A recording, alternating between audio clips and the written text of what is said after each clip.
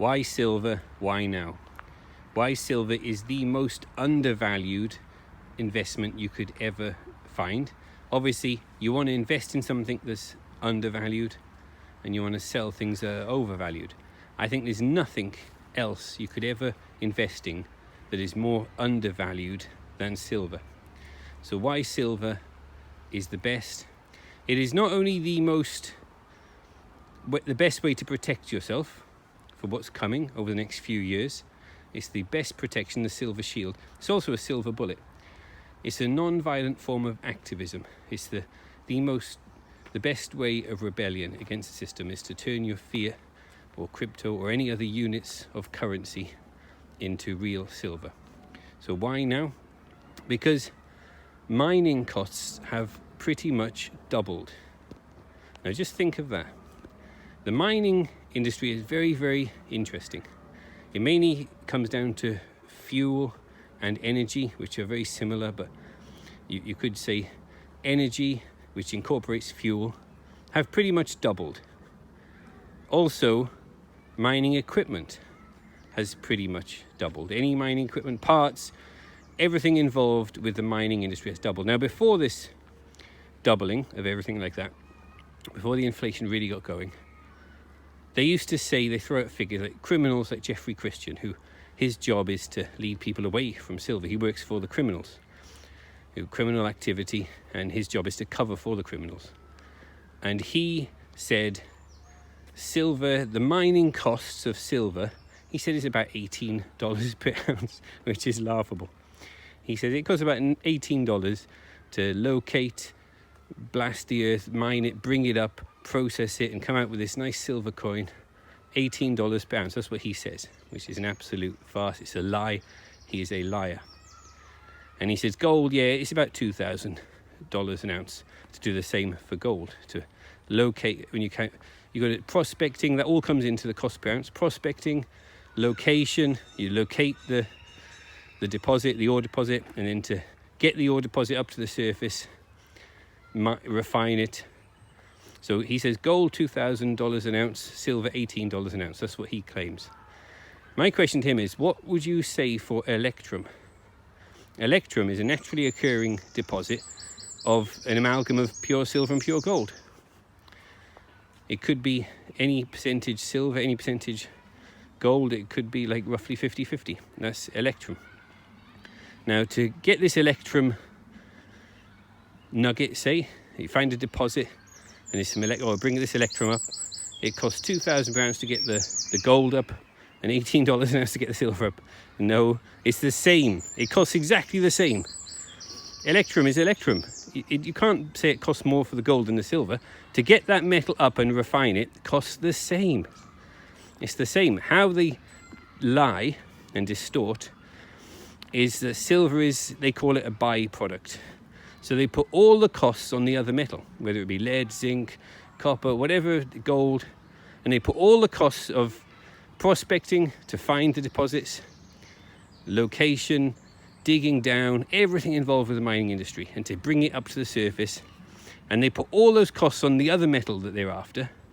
And then they say, oh, silver's just like a byproduct, it's free.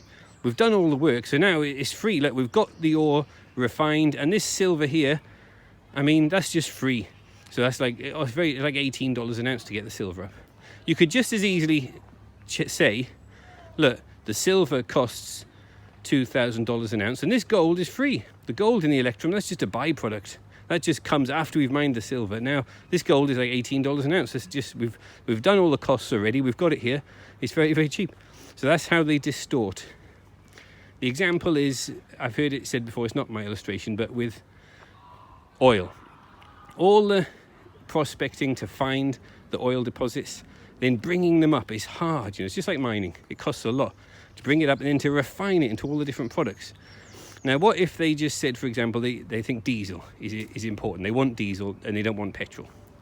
Americans say gas, but petrol, okay, different from diesel. And they put all the costs on diesel. They say it costs this much to get this, refine this diesel, and this petrol, it's just a byproduct. That comes from making the diesel, which is what we want. Oh, petrol's like pretty much free. That's just something left over after we've made the diesel. Well, that's what they're trying to say with silver and gold. But why it's so interesting now, because we were just talking about diesel and petrol. Diesel is shooting up all around the world. Oil, energy, like there's a shortage of energy in the world, in the whole world. There's not enough electricity. The supply is not enough for what the world is demanding. So the prices are going up. Gas, fuel, demand is more than supply. Prices are shooting up. And also, on top of that, you've got the inflation, which has already happened. The inflation is expanding the pool of currency, the currency supply. As that expands, they add trillions of units to it. You need higher amounts of units of currency to buy the same goods and services. So we're going to see an increase in inflation. The cost of mining hasn't even got going yet. It's pretty much doubled, but it's soon going to double again. And yet silver hasn't doubled.